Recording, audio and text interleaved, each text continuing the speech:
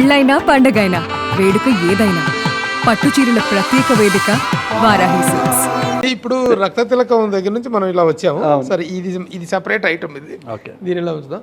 రక్త తిలకం super duper hit. తర్వాత ధ్రువ నక్షత్రం, అది సూపర్ హిట్. ధ్రువ నక్షత్రం కూడా వెంటనే వెంటనే కాదు సార్, అది నెక్స్ట్ రాజశేఖర్ గారితో సినిమా అనుకున్నాను. రాజశేఖర్ గారితో అనుకున్నాను, అడిగాను. అప్పుడు జయబాబు గారు ఉండేవాడు. జయబాబు గారితో మాట్లాడితే మన నాగేశ్వరరావు గారు డైరెక్టర్, నాగేశ్వరరావు డైరెక్టర్. సో మాట్లాడాం, సబ్జెక్ట్ అంతా ఒకటి రెడీ చేసుకున్నప్పుడు ఇస్తానని చెప్పి జయబాబు స్టేషన్ మాస్టర్ ఏదో చేసుకుంటున్నాడు తన సినిమా ఏదో. సో దాని తర్వాత ఇస్తా అన్నాడు. అలా డిలే అవుతుంది తేల్చటలా. ఒకరోజు వెంకటేష్తో సినిమా చేద్దాం నేను అనుకోలేం. మా గురువు గారు ఉన్నారు, గణపతి శాస్త్రి గారు అని, సామర్లకోట. ఆయన దగ్గరికి వెళ్ళాను ఫస్ట్ రక్త తిలకమైనప్పుడు. ఆయనే చెప్పారు నాకు, ఇలా ఇస్తారని చెప్పి ఆ సినిమా రిలీజ్కి వెళ్ళి ఆయన నా గురించి చెప్పారు. శాస్త్రి అని ఒక మేనేజర్ ఉండేవాడు. మా గురువు గారు ఏంటంటే అశోక్ పొడవుగా ఉంటాడు, గడ్డం ఉంటుంది, సినిమా బాగా హిట్ అవుద్దని ముందర ఓరనే అతను అడిగితే చెప్పాడు. సరే ఆయన ఇలా చెప్పారు, బాబు మీ సినిమా హిట్ అవుద్దని చెప్పాడని నేను సినిమా రిలీజ్కి వెళ్ళినప్పుడు ఆయన కలవటానికి వెళ్ళాను. ఆయన కూడా లాస్ట్ ఇయర్ పరమపదించారు. చాలా పవర్ఫుల్ మ్యాన్, బ్రహ్మచారి. ఆయనే నేను ఇండస్ట్రీకి తీసుకొచ్చాను, చాలా మంది పరిచయం చేసింది నేనే ఆయన. నాకు కొంచెం అక్కడి నుంచే అట్రాక్షన్ అయింది. సో ఆయన అన్నారు, లేదు నెక్స్ట్ సినిమా కూడా నీకు వస్తుంది అన్నాడు. అంటే నాకెలా వస్తుంది, లేదు వస్తుంది అన్నాడు. సరే మనం స్కార్ఫేస్ని బేస్ చేసి వర్కౌట్ చేసిన తర్వాత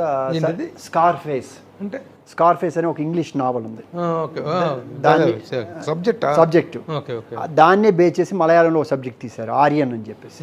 దాన్ని కొని అశోక్ చక్రవర్తి తీశారు, దాని రైట్స్ కొని. మనం దాన్ని బేస్ ఎక్కడంటే స్కార్ఫేస్. ఇది గాడ్ ఫాదర్, దాన్ని బేస్ చేసి మనం ఏదో పాయింట్ని తీసుకొని చేస్తాం కదా. సో ఇది రెడీ అయిపోయింది. సురేష్ వాళ్ళకి సబ్జెక్ట్ ఏదో కుదరకపోతే అప్పుడు వీళ్ళు చెప్పారు, పర్చూర్ బ్రదర్స్, అశోక్ చాలా బాగుందంటే ఆయన చెప్పారు. చెప్తే ఇది బాగుంది, వెంకటేష్తో చేసేయన్నాడు. 6 monthsలోనే. నేను ఎక్స్పెక్ట్ చేయలే. అయితే అప్పుడు చిన్న సురేష్ బాబుకి ఏంటంటే కొంచెం దాసరి గారితో అప్పుడే సినిమా అయింది, బ్రహ్మపుత్రుడు తర్వాత వెంకటేష్కి బాగుంటుంది చేయమంటాడు నన్ను.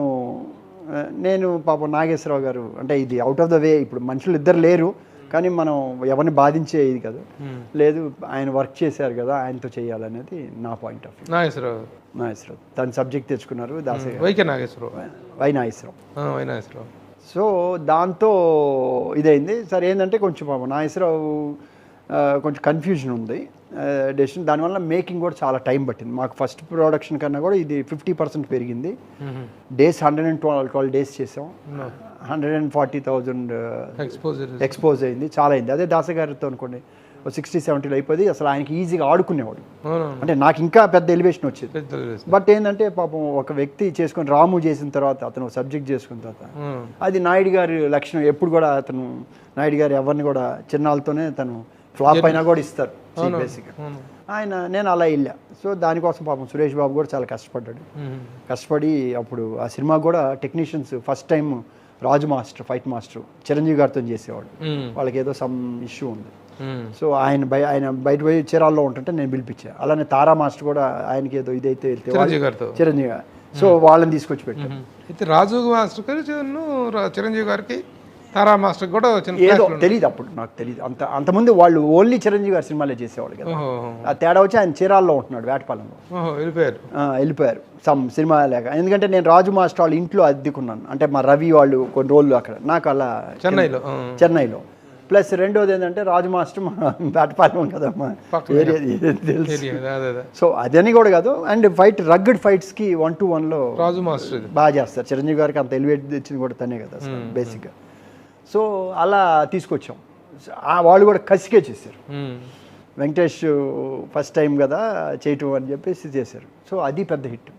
నాకు రక్తతిలకం ఎంత చేసిందో అన్ని రోజులకి ఫస్ట్ వీకే అంత కలెక్షన్స్ వచ్చింది. అయితే నా బ్యాడ్ లక్ ఏంటంటే 2వ వారం అంకుశం పడ్డది,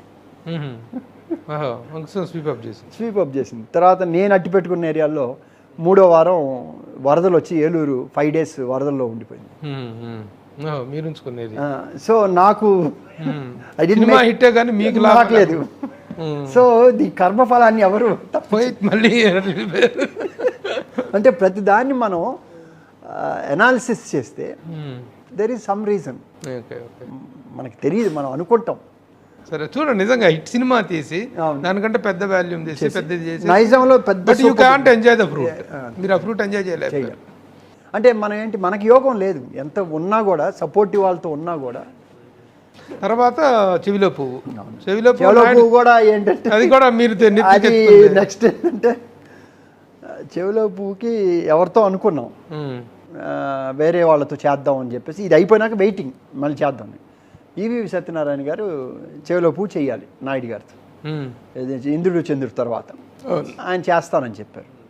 తర్వాత ఇంద్రుడు చంద్రుడు అయినాక ఆయన ఎందుకో కొంచెం డిలే చేశారు నాయుడు గారు.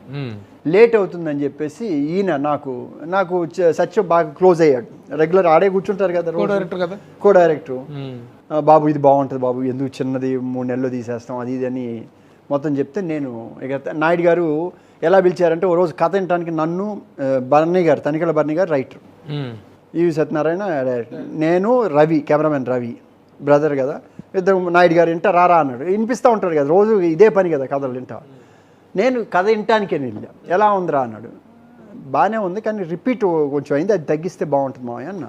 అంటే కళ్ళలో జరిగే దీని మీద స్టార్ట్ అవుతుంది కాదు, సో కొంచెం టైం పడుతుంది. ఈ లోపల ఆయన ఇంద్రుడు చంద్రుడు అయిపోయినాక ఇంకో సినిమాకి ఏదో వెళ్ళారు, డిలే జరుగుతుంది, హిందీ సినిమాకి వెళ్ళారు, ఏదో వెళ్ళారు. సో డిలే అవుతుంది, ఈవి సత్యనారాయణకి త్వరగా చేయాలనేది. సో బాబు నువ్వు చేద్దాం అని అన్నారు. సరే నాకు ఇక్కడ వేరే టైం పడుతుంది అన్నారు ఇక్కడ. సరే వేరే ఎవరు హీరో అని ఇంకోటి ఎదుగుతున్నాను అప్పుడు మళ్ళీ, అది రాజశేఖర్తోనో ఎవరితోనో ఎదుగుతున్నా. ఈ టైం ప్రాసెస్లో ఎంత 3 నెలలు అయిపోద్ది కదా అని దిగాం. సో అలా దీంట్లోకి చెవులోకి వచ్చాం. అదేంటండి యాక్చువల్గా మీకు లాస్? నాకు లాస్ అండి. అంటే చిన్న బడ్జెట్లో చిన్న ఇదిలో కాదు అంటే ఆ బడ్జెట్ ఇచ్చింది 23 లక్షలు బడ్జెట్ ఇచ్చారు సార్ ఆ రోజుల్లో. ఇస్తే సురేష్ బాబు చెప్తే 20 లక్షలు చేయమను అన్నాడు ఆయన. నేనుండి ఈవి సత్యంతో 20, అంటే అంతకుముందు దానికి 4 రెట్లు బడ్జెట్లు కదా ఈ సినిమాలు, మనకంతా పెద్ద సర్కిల్ కదా. 23లో ఏం చేస్తాం సత్యం 25లో చెయ్యి అని చెప్పాను. సురేష్ బాబు ఏమో 20లో చేయమన్నాడు, 23 ఆయన బడ్జెట్ ఇస్తే నేను 25లో చేయన్నా. సరే నాయి కూడా కొన్ని తప్పులు ఉన్నాయి. నేనేంటంటే ఆయన నాగేంద్ర మ్యూజిక్ డైరెక్టర్ రాజన్ నాగేంద్రని పెట్టాడు. నాకు చక్రవర్తి గారితో ఇష్టం, 2 సినిమాలు ఆయన పెద్ద సూపర్ డూపర్ హిట్స్, 2 మ్యూజికలీ.